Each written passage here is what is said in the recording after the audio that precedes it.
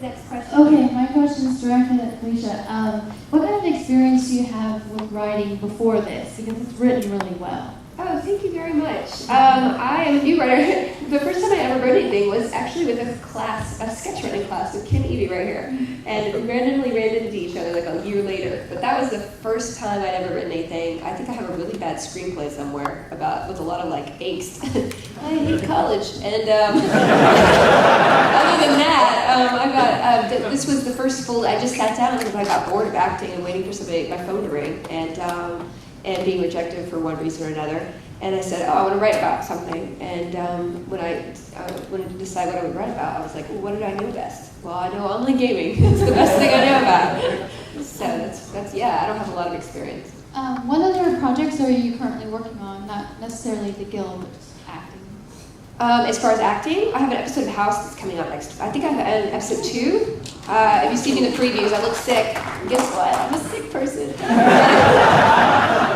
And it's the Guild Season 2. I'm finished writing that, so we're going to start shooting next month. I'm writing a series for machinima.com using game footage from a game. I thought it was a really cool way to be able to do a fantasy or sci-fi series with no budget online, so that's cool. I'm still developing that.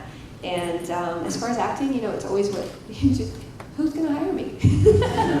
That's how acting is, so we'll see what happens other than that. Hopefully Dr. Horrible too. Maybe. I'm not acting it, I'd be like doing the clapboard or something, because I'd do anything for those guys. All right, one more question? Hi, I'm here with a sketch comedy group called Loading Ready Run, and one of the issues that we always kind of have is turning views into profits, basically, turning over some money for the site so we can use that to fund and grow. I'm wondering what kind of approach you have, or what kind of issues you have with doing that. As far as making money? Yeah, what kind of approaches you take on that? I don't know. We are YouTube partners, so we get a little bit of money from that, but it's not very much at all.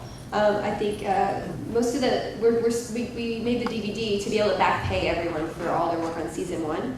So, as far as the donors went, we pretty much, I think for the last 2 episodes, we paid our actors. But other than that, we only shot for like bagels and cameras. So the DVD is expressly, made to back pay everyone. I think just making money on the internet is kind of like not happening right now in varying degrees of success. And it's all about getting the advertisers to come on board, because that's how networks make shows. They get advertising money to be able to make a TV show. So, my goal was to kind of be able to cut out that middleman and go directly to an advertiser. It's just, advertising is kind of conservative. It's happening. It's just like slowly happening. They're kind of finally getting around to it. I think they're just, they're big, giant corporations, and they need there's so much red tape to fight through. But you're seeing it.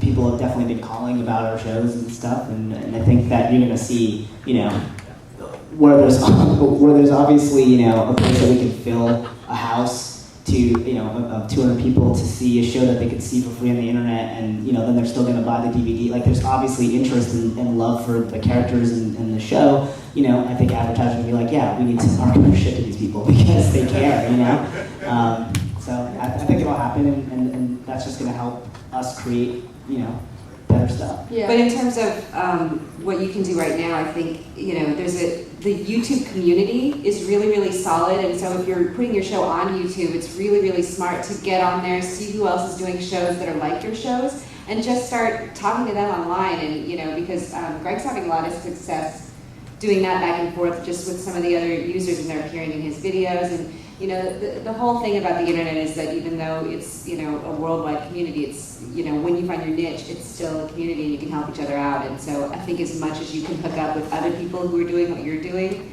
and doing it well, then you just kind of scratch each other's backs. We met 2 guys who, they're awkward pictures, and one of them plays Unicow in my show, and the other one is Countercorn, and they're a comedy duo, and Greg met them through MySpace, and we work together all the time now, just because we, had a similar sensibility. So I think it's really important to find that, and you totally can.